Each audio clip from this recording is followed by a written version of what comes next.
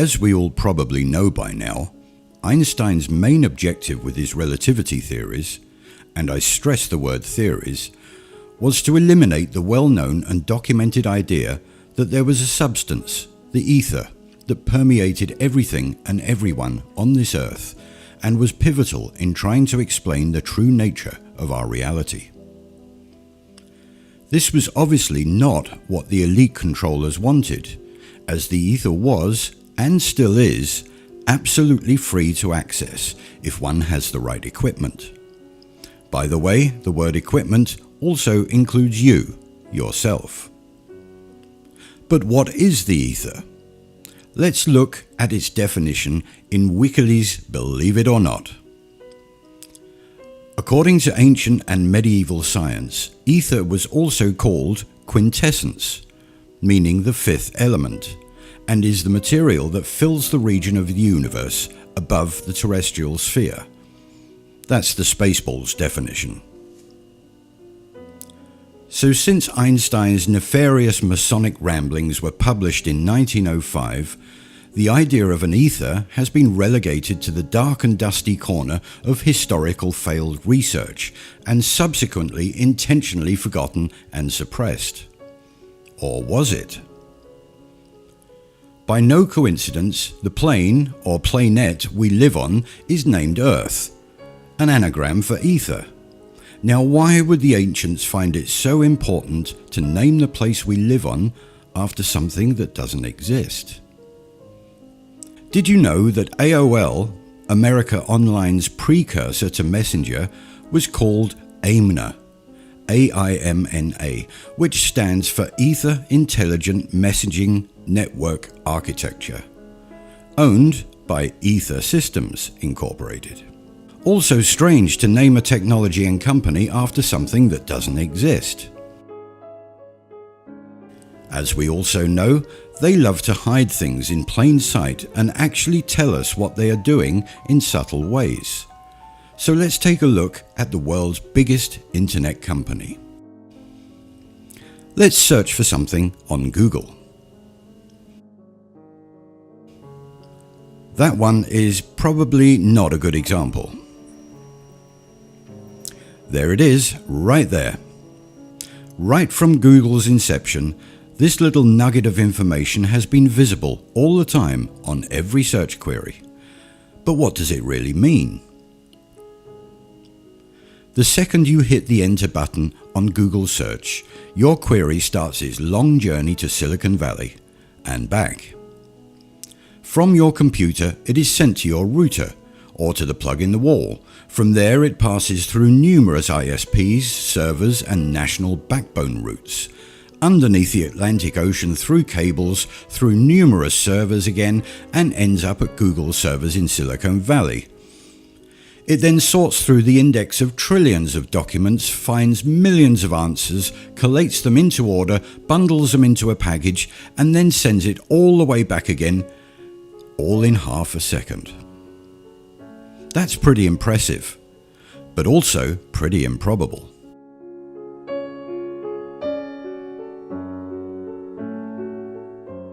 The whole 11,000-mile round trip for my search query would take half a second only if there was a single, uninterrupted cable from my house to Silicon Valley, which there obviously isn't.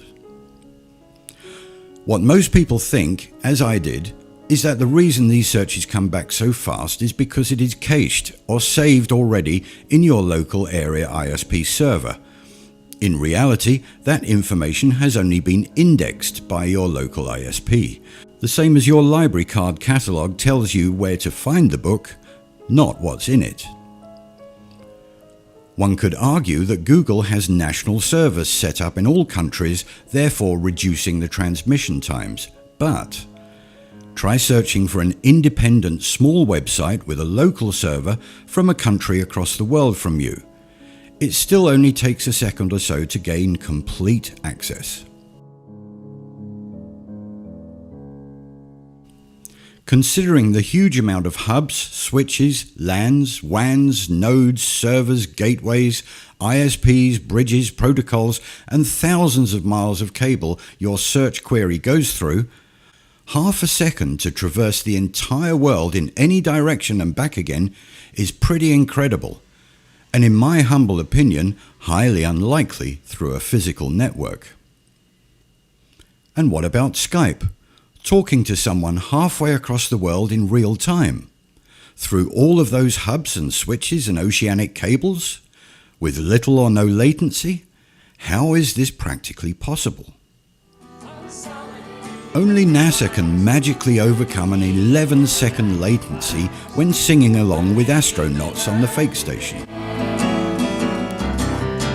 The fibre optic cables laid worldwide in the 1980s are allegedly the speed of light, but they need a booster every so often to stop deterioration of the signal, even though NASA's Starlight travels trillions of miles dodging planets, galaxies, asteroid fields and comets, with no light vaccine booster shot required. Another little peculiarity is that the internet as we know it today started off in the 1970s. Back then it was called the Ethernet. Another one of those baffling coincidences. As is usual in our research, going back to the time of free-thinking independent scientists will usually produce the answers that have been hidden by our corrupted scientific institutions, back when free thought was cherished and not censored. We can find a plethora of old books, papers and studies on the luminiferous ether, all describing the elastic properties, the density, the speed, etc. But what about etherons? Huh? My sentiments exactly. To fully understand the etheron concept, then this book, which is linked in the description box, must be read and understood. A daunting task, I might add, but it does show us the speed of these little critters. 1.57 times the speed of light, which galaxy brain Einstein said was the fastest thing in the universe. Wrong again, bro. Now, the fantastic speeds of worldwide instant communication becomes a little clearer. Now also the concept of quantum physics becomes clearer as well. Two things can exist at two different places at the same time as they suggest. This theory never sat well with me, but if the time it took to move a signal through the ether was so infinitesimally small, then it would seem that they do indeed coexist.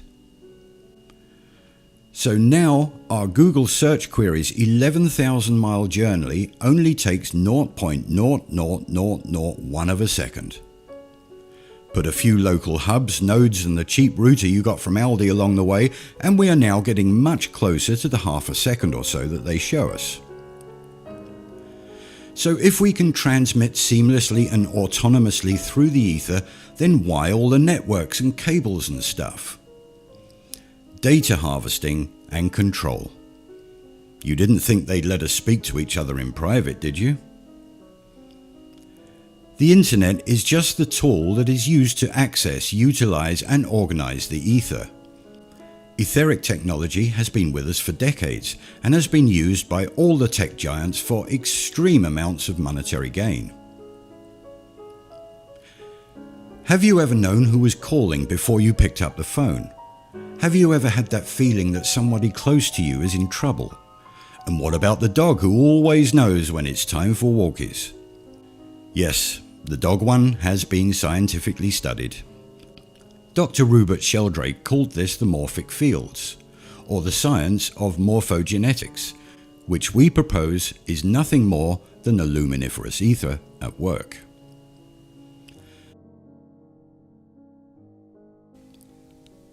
Have a think about this. How many times has your cell phone call been cut off, or keeps breaking up, or just hangs up on its own when the signal becomes weak? How many times does this happen, even though you're just talking to your mate who lives 300 yards away from you? Yet in the background, you're streaming a high-definition 4K movie with 6-channel Dolby audio on your computer with no glitches and in stunningly good quality. Your phone is using the cell towers we see dotted around. Your router, however, is reading and writing directly to the ether. The amount of data for a simple phone call is just a small fraction of the data transfer needed to stream a high-def movie in real time. So why is one so good and the other not so much? Two different systems. One using radio frequency technology and the physical network, the other just blatantly using the ether right under our noses.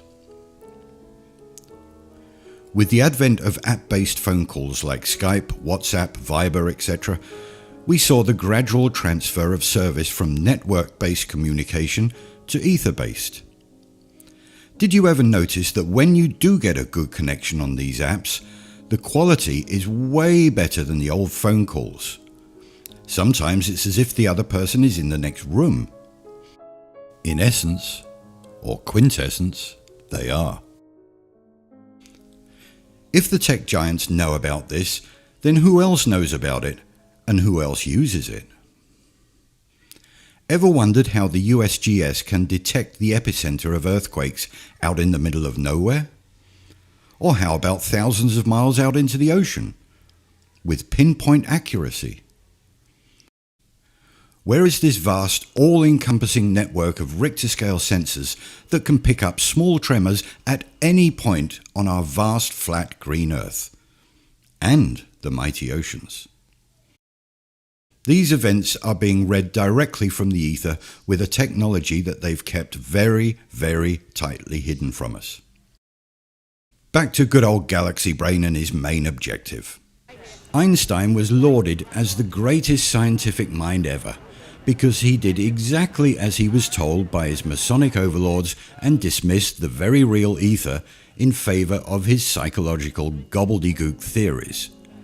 Much to the pleasure of the rich elite, who could now do as they've done with all of the Earth's rich and abundant free energy sources: they could sell it.